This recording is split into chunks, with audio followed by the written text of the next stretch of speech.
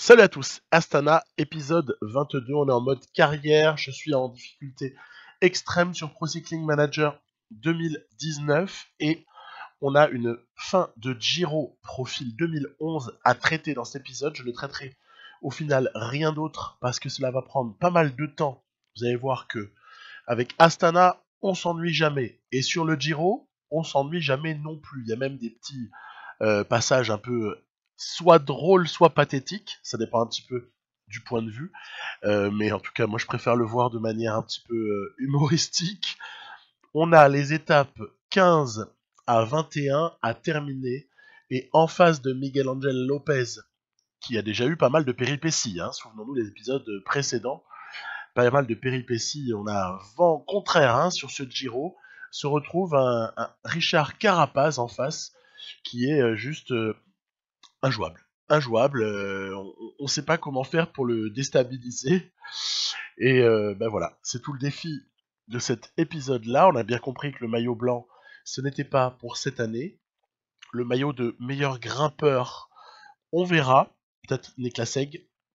Et pour le maillot du classement par points, souvent il va de pair avec les premiers du classement. Hein, donc on va pas se mettre martel en tête. Il y a une étape 16 où il y aura un CLM ascensionnel, en tout cas en grande partie.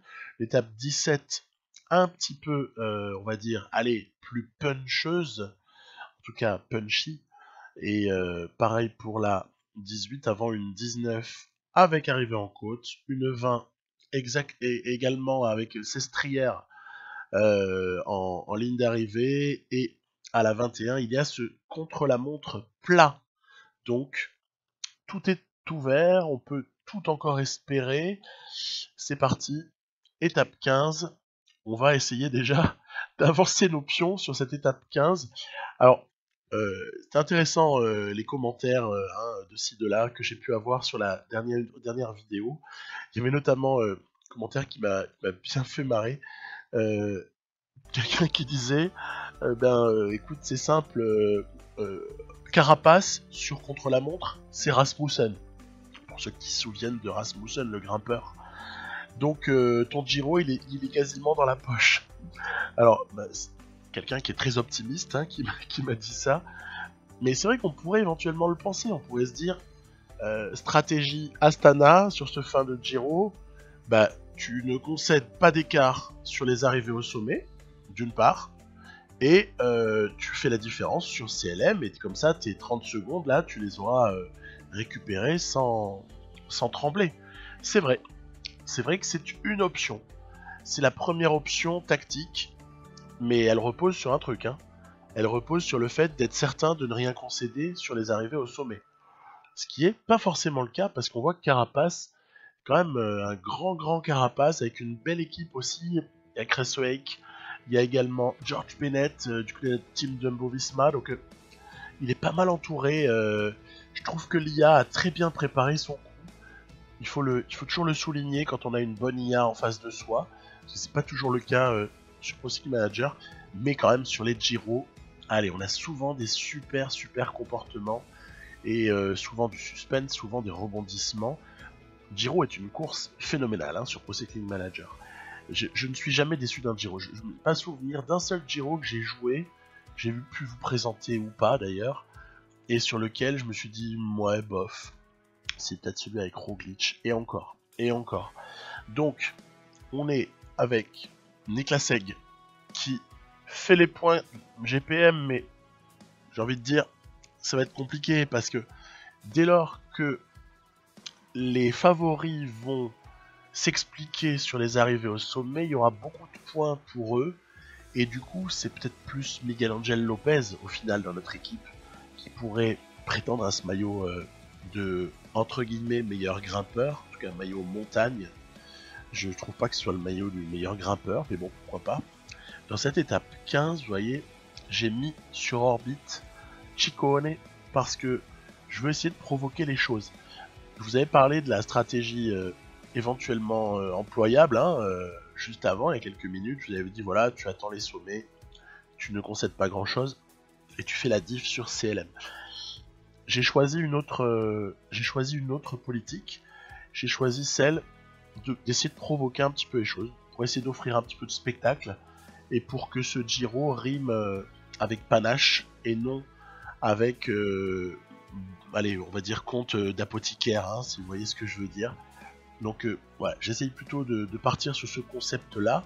Niklas Egg a été rejoint par Ciccone, c'était le plan initial, il a fonctionné, et du coup, maintenant je n'ai de cesse que de faire rouler Niklas Egg à fond, pour essayer de mettre la pression sur le groupe, à l'arrière, groupe de favoris, emmené, ça travaille pas mal, les rôles sont assez partagés, on a parfois AG2R la mondiale qui travaille, on a parfois Mickelton Scott, on a évidemment Jumbo Visma, il arrive également que Ineos donne quelques coups de pédale, bref, c'est assez partagé à l'arrière, ce qui fait que je me dis que l'échappée n'a pas forcément une chance optimale d'aller au bout, mais pour autant, on va quand même continuer. On va quand même continuer avec Ciccone.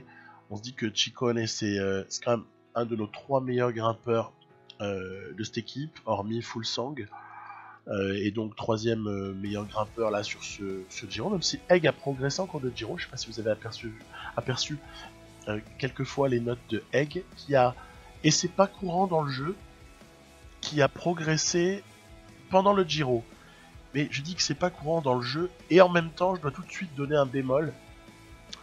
Il est très courant qu'un coureur sur Pro Cycling Manager minimum 2019, mais je crois qu'on peut étendre aux versions précédentes.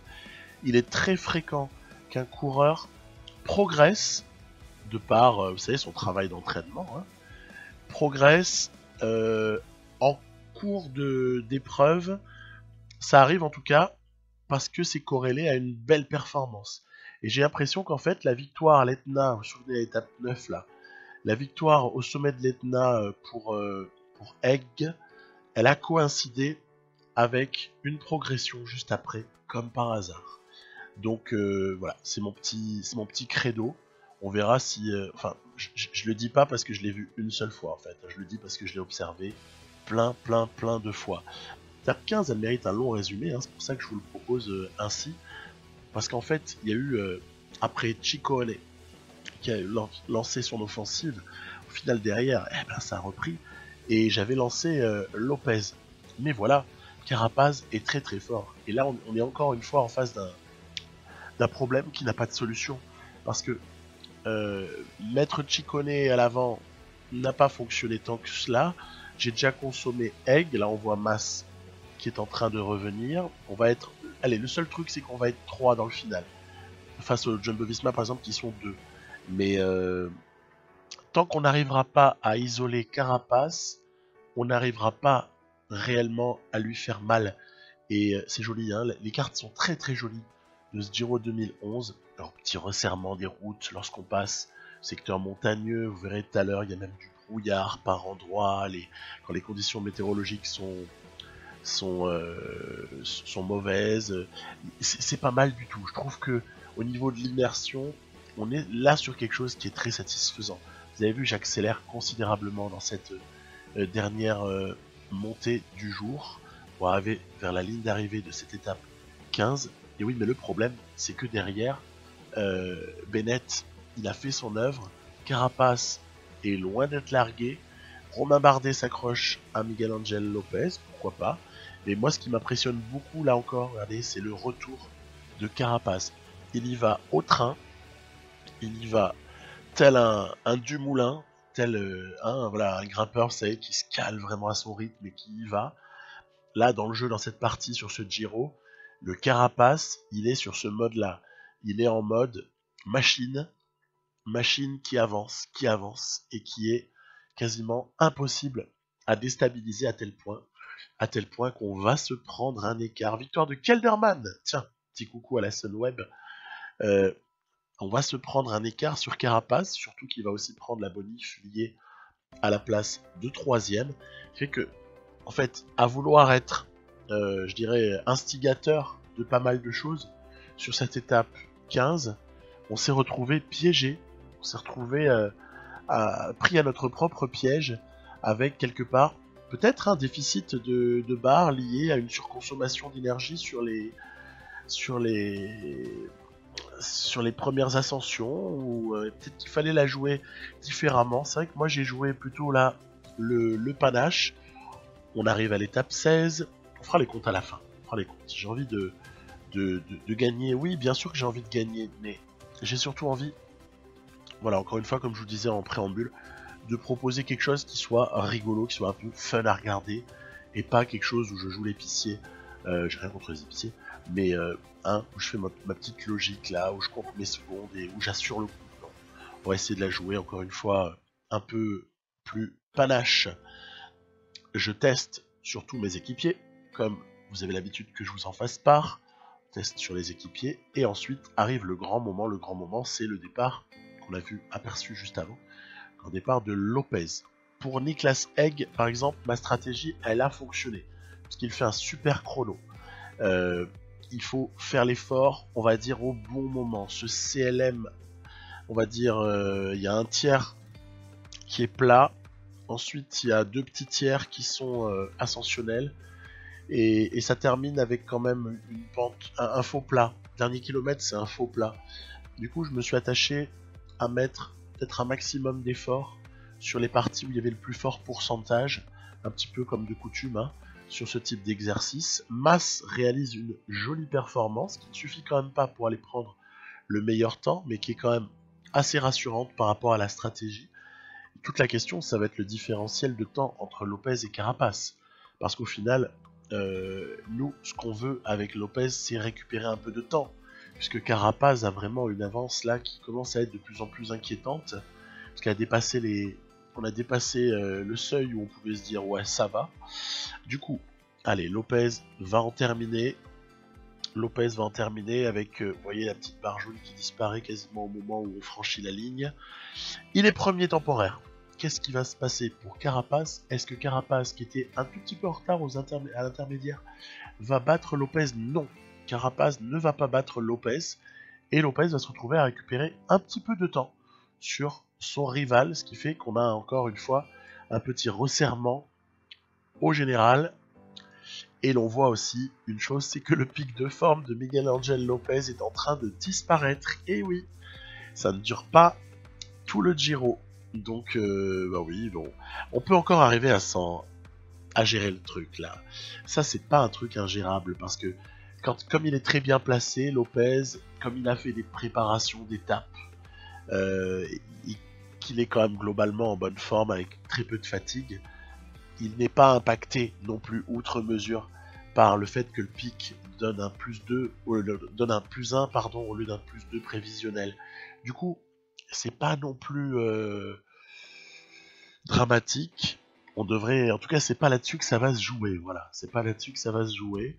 On va plutôt se servir de notre équipe pour essayer de proposer en cette étape 17 quelque chose, encore une fois, d'agressif, mais de cohérent, avec peut-être un tout petit peu plus de gestion du côté des forces de nos leaders, puisque Mas et Ciccone ainsi que Egg sont là bien évidemment pour soutenir Lopez. Et voyez, ce que j'ai décidé de faire, c'est essayer de bousculer les choses très loin de l'arrivée.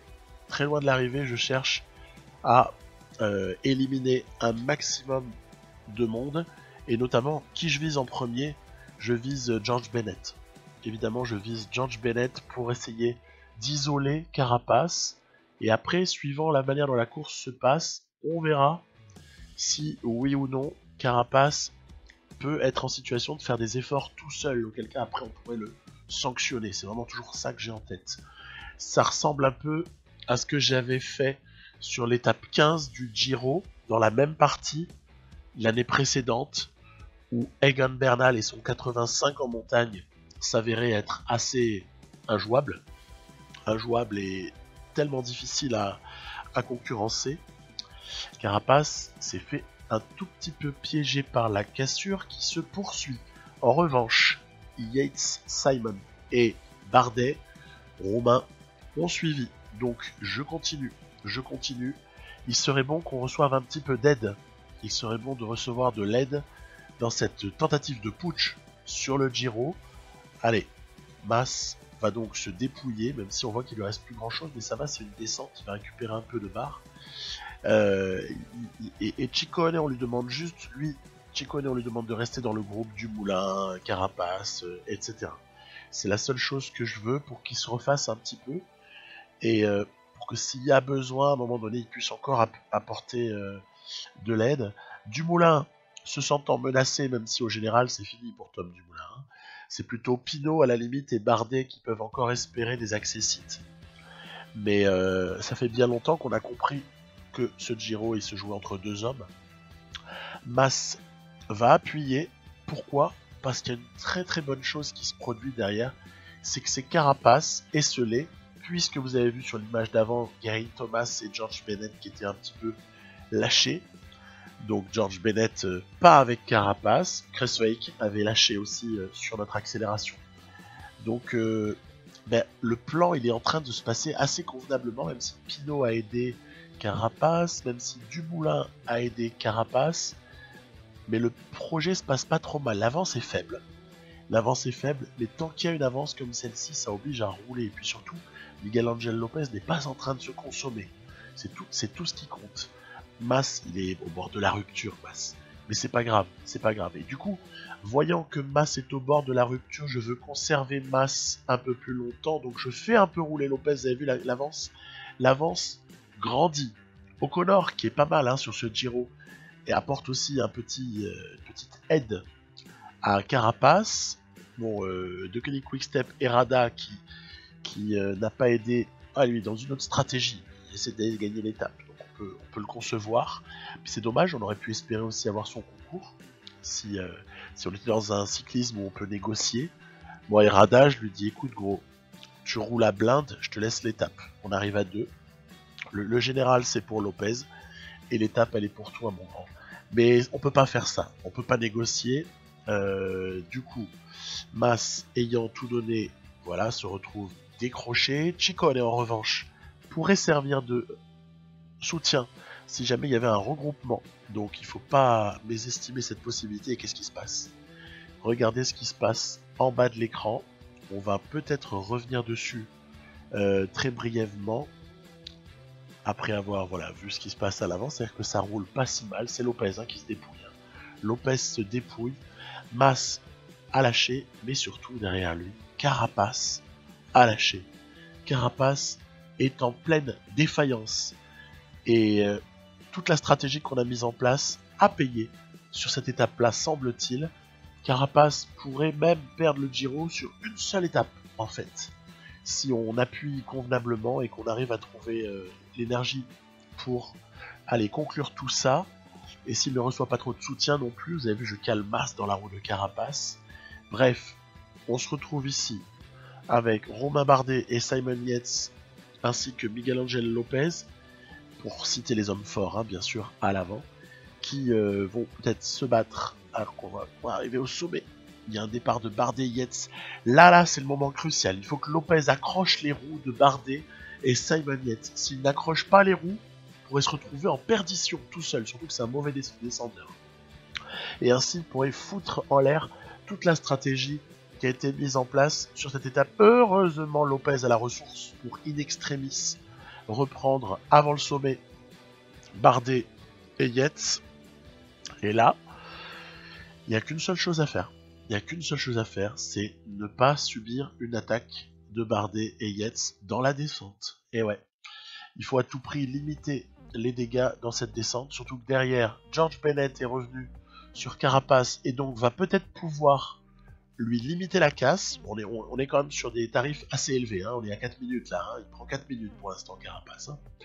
Donc on va voir, est-ce que le soutien de George Bennett est en train de sauver la mise pour Carapace ou pas. Là, il y a une petite cassure là, voilà, vous voyez, c'est ce qu'il faut pas que je laisse s'installer. Du coup j'attaque dans la descente, tant pis, c'est pas grave, j'attaque avec Lopez. L'objectif c'est de revenir sur Romain Bardet. Et on est aux 5 km. Ah là là, il s'échappe inexorablement, Romain. La victoire d'étape va être probablement pour Romain Bardet. Surtout qu'en essayant de contre-attaquer... Ah là là là là, non. Pas possible. On va plus qu'à se caler dans la roue de Simon Yates et espérer ne pas trop perdre de temps, puisque la victoire d'étape semble totalement promise à Romain Bardet, voilà. Et je tente quand même un dernier Vatou. C'est incroyable, mais oui. Miguel Angel Lopez profitant de l'abri offert par Simon Yates, a sauté sur la ligne Romain Bardet pour une victoire qui restera comme la victoire. Voilà l'arrivée de Carapace bien longtemps plus tard. Une victoire qui restera comme la victoire majeure de Lopez sur ce Giro. Victoire qui lui permet de prendre le général avec une avance plutôt confortable. À ce moment-là, on se dit, ouais, c'est bon, c'est gagné, etc. Toujours se méfier. On sait pas. Si on est tombé une fois et qu'on a perdu 2 minutes à l'étape 3, et qu'on a aussi subi des drôles de trucs comme le freinage de l'étape 14, il peut aussi se produire encore quelque chose. Donc, on va rester bien vigilant. Alors là, pour m'amuser, sur l'étape 18, j'essaye d'envoyer Conchi, le petit Nicolo Conchi, qui est soutenu par Bjerg pour son entreprise d'échappée.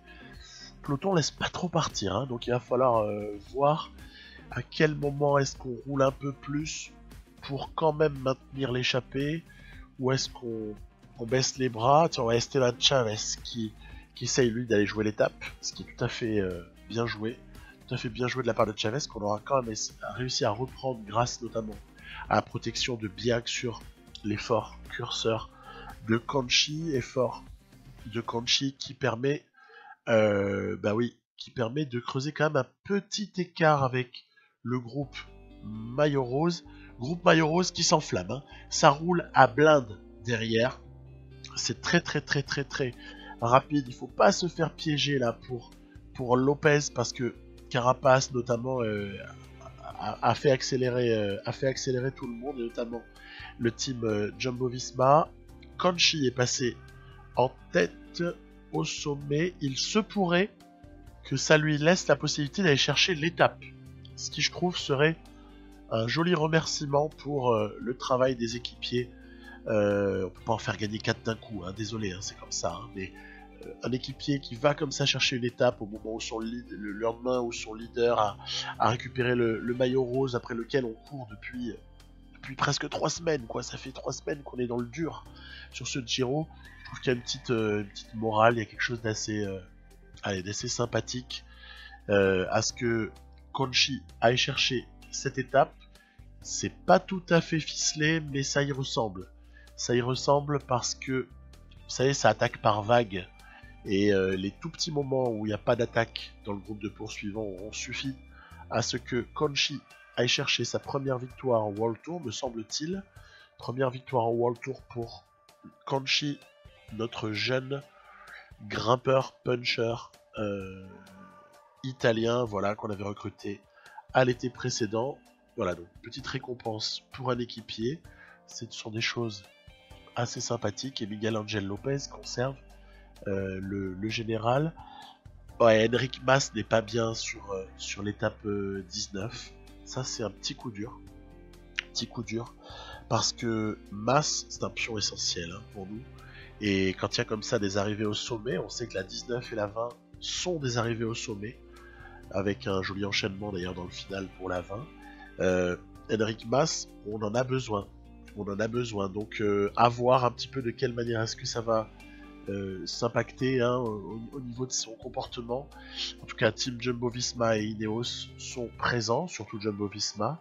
J'ai envoyé, vous avez vu, pour changer, j'ai envoyé Ciccone, puisque Ciccone a désormais beaucoup de retard, et il a beau être top 20, il n'est plus une menace pour le général, donc les autres équipes le laissent peut-être plus facilement s'échapper. Voilà, on va aller chercher des points. Tellement les points maintenant à ce stade-là qui comptent, hein, pour les GPM, c'est plus les arrivées au sommet qui ont été très impactantes, et on se doute bien que le classement montagne est plutôt en train de tomber du côté de Miguel Angel Lopez, mais bon, voilà, faut bien s'occuper, hein, prendre les points. Puis des fois aussi, parce qu'il y a Maika dans l'échappée. Maika, c'est un rival potentiel important pour Lopez. si Ciccone va voler les points, ça permet d'empêcher tout bêtement que Maika prenne ces points-là. Et c'est marrant parce que c'est la stratégie qu'on a vue l'autre jour sur le tour UAE, là, la stratégie de, je sais plus, c'était Sunweb qui voyant que Kelderman était dans l'impossibilité de rivaliser lorsque Lutsenko essayait de faire des chasses aux bonifications en fait. Sunweb, ils étaient malins, ils envoyaient quelqu'un d'autre pour sprinter, quelqu'un d'autre, je crois il y avait Max Canter notamment qui l'a fait une fois, pour essayer d'aller voler les bonifs, et ben oui, c'est un moyen ça. Quand on voit qu'on n'est pas capable soi-même d'empêcher l'adversaire de prendre des bonifs ou de prendre des points, autant envoyer quelqu'un d'autre. On voit que l'échappée est en train de capituler en cette fin d'étape 19. Seul Giulio Ciccone est à l'avant, mais on sent que ça roule tellement là que voilà, Ciccone il va pas aller au bout. C'est dommage, hein, ça aurait été sympa d'aller la chercher, ça aurait été une victoire de prestige, mais non, pas possible. C'est plutôt Romain Bardet qui est en train d'aller se la chercher, celle-là. Bon, il reste encore 5 km, hein. Rien n'est fait, surtout que le groupe a repris Bardet. C'est cette fois-ci Simon Yates et Thibaut Pinot qui sont légèrement en avance sur le reste. Carapace qui fait l'effort, Carapace qui n'a pas abdiqué, loin s'en faut. On est à flamme rouge, regardez Miguel Angel Lopez, il n'y a plus grand chose en magasin là, on n'en peut plus, mais c'est quand même Simon Yates qui va aller chercher l'étape. Lopez va faire 4, Pinot va faire 3 derrière Carapace, et Jack Haig vient compléter le top 5. Voilà pour cette étape 19. On a bien compris qui sont les hommes en forme. Les hommes en forme sont clairement Lopez, Carapace, Pinot, Bardet, Yates. Voilà, on tient un peu les hommes forts de ce Giro. Ouais, c'est une gastro pour Mas. La gastro sur PCM, c'est un peu pénible parce que ça met pas mal de temps à disparaître, hein. Et d'ailleurs c'est normal puisqu'une gastro ça passe pas en 2 jours en général. Du coup bah ouais, on a un Mas amoindri sur les pentes de cette étape 20. On a un Mas amoindri qui du coup va faire ce qu'il peut. On est dans le Finestré, hein, excusez du peu, hein. Excusez-nous du peu, Finestré arrivé à Sestrières, ça va quoi. Donc relative neutralisation dans l'ascension du Finestré. C'est aussi parce qu'en fait on a contrôlé un peu, on a éliminé les équipiers, en tout cas certains équipiers, la majorité, et Ciccone contrôle en cette fin d'ascension. C'est toujours joli, hein, les secteurs comme ça, les secteurs gravillons en fin de Finestré, c'est magnifique.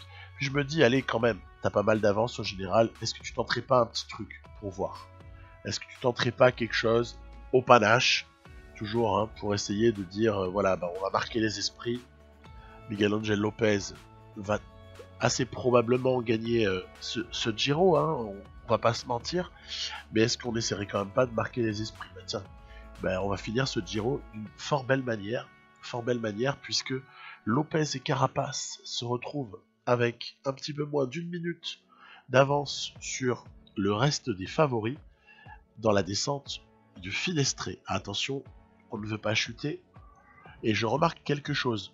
Je remarque que à peine je relâche l'effort, Carapace ne souhaite pas rouler. Carapace ne souhaite pas rouler avec Lopez. Donc, il faut réfléchir 2 secondes. Si Carapace ne souhaite pas rouler avec Lopez, pourquoi est-ce que Lopez roulerait dans sa position au classement? Aucune raison valable de rouler. C'est la raison pour laquelle on laisse revenir derrière. C'est dommage, hein, parce que ça aurait été amusant d'avoir une dernière montée, Carapace, Lopez, pour avoir comme ça ce petit mano à mano final sur l'étape 20 du Giro. Ce sera pas le cas. Parce que notamment Simon Yates a décidé de lancer une offensive. Tom Dumoulin termine plutôt mieux le Giro qu'il ne l'avait commencé.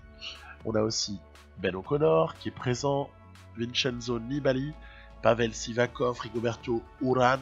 Tout le top 10 plus ou moins est présent sur cette fin d'étape 20. Moi, de toute façon, il y a une seule roue qui m'intéresse, c'est la roue de Carapace. Là, on n'en est plus au stade, à quelques kilomètres, voire maintenant ici, Flamme Rouge, du sommet. On n'en est plus au stade à vouloir gagner des étapes. C'est plus la question, là. La question, c'est plutôt maîtriser Carapace, ne pas prendre d'écart. Vous voyez, il va arracher comme ça une petite bonification liée à la place de deuxième. Mais tout va bien. Tout va très très bien. Alors évidemment, dans l'histoire, ok, on s'apprête à prendre le général du Giro, hein, donc l'opération gagner le Giro est sur le point d'être accomplie. Mais on aura perdu en route le classement de la montagne pour Egg, pardon. On aura aussi perdu en route de bons classements au général pour Mas et pour Ciccone. Mais je trouve ça plutôt sympa au fond, parce que on va pas non plus chercher à faire 1, 2, 3 du Giro, faut se calmer. On va pas, hein, peut-être que gagner c'est déjà suffisant, il n'y a peut-être pas besoin non plus de truster les places dans le top 10, voire pire. Donc c'est assez bien, je trouve, la manière dont ça se termine, tout ça. Ça se termine sur contre-la-montre, hein, qu'on voyait arriver longtemps à l'avance. Lopez, il est bon, hein, CLM en plus, il n'y a pas de problème. Il n'y a pas du tout de problème pour Lopez face à Carapace. Hein. Pour le coup, Carapace, il fait comme Bardet, il nous ressort sa version Rasmussen sur CLM plat. Hein, c'est un drame pour eux, cette étape-là, évidemment, hein, pour les grimpeurs purs qui sont pas bons contre la montre. Mais voilà, donc c'est pas mal. On va se retrouver avec, Ciccone et Mas qui vont faire top 15 vers là. On va se retrouver avec quelques victoires d'étape sur ce Giro. On va se retrouver aussi avec Lopez qui le prend alors qu'à un moment donné c'était pas si évident que cela. Et puis je crois que comme petite cerise sur le gâteau, il y a une victoire, on l'a vu tout à l'heure pour Nicolas Conchi. Il y a aussi une victoire un petit peu plus tôt sur ce Giro pour Niklas Egg. Bon, et puis ça se termine avec ce qui devait arriver, c'est-à-dire, allez, Lopez qui toise du regard Carapace en le dépassant, histoire de dire encore une fois, mon gars, c'était moi sur ce Giro là, c'était moi et tout va bien, pas de contestation possible. Il aura manqué peut-être, je sais pas, un gros Primoz Roglic pour s'opposer à ce Lopez là. Hein, ça aurait été un coureur qui aurait pu créer des problèmes, ou alors un Tom Dumoulin bien mieux préparé. Mais en tout cas, les écarts à l'arrivée, je trouve qu'ils ne reflètent pas la physionomie du Giro. Les écarts sont terriblement importants par rapport à ce que ce Giro n'a pas été si facile que ça. Donc si on regarde les écarts, on se dit, ouais d'accord. Et puis en fait, je trouve que c'était beaucoup beaucoup plus serré, et il a vraiment fallu attendre le sommet de l'étape 20 pour respirer et pour savoir que tout allait bien. Voilà. Donc, j'espère que ce Giro vous a plu. Du côté d'Astana, maintenant, on est tourné vers l'avenir déjà. Lopez se repose en vue de la suite. Kort Nielsen et Fuglsang vont repartir au combat très très prochainement dans l'épisode 23, où l'on commencera avec le Dauphiné. Et il faut dire aussi que Lutsenko, je l'ai missionné tout spécialement sur le Tour de Suisse pour aller nous tenter quelque chose là-bas. Tour de Suisse dont au moment où je parle, j'ai pas arrêté le profil. Je crois qu'on va être sur du 2014 ou du 2016. Mais c'est encore à confirmer. Si quelqu'un veut donner un conseil, en espérant que j'ai pas commencé au moment où je lirai le truc, tant mieux. Le Dauphiné, en tout cas, lui, par contre, ce sera un profil 2016. Voilà, cette course Dauphiné 2016 avec Christopher Froome qui s'imposait avant d'aller gagner un Tour de France. C'était plutôt un joli profil. Et puis donc voilà, Tour de Suisse, ce sera Lutsenko. Je crois que j'en vois aussi Henrik Mas sur le Tour de Suisse, au cas où. Et voilà, je vous dis à très bientôt. Donc épisode 22 terminé, Giro terminé. On se dirige tout doucettement vers la dernière ligne droite avant le Tour de France. Et le Tour de France, c'est le domaine de Jakob Fuglsang. Et on verra peut-être de quelqu'un d'autre. Bye bye.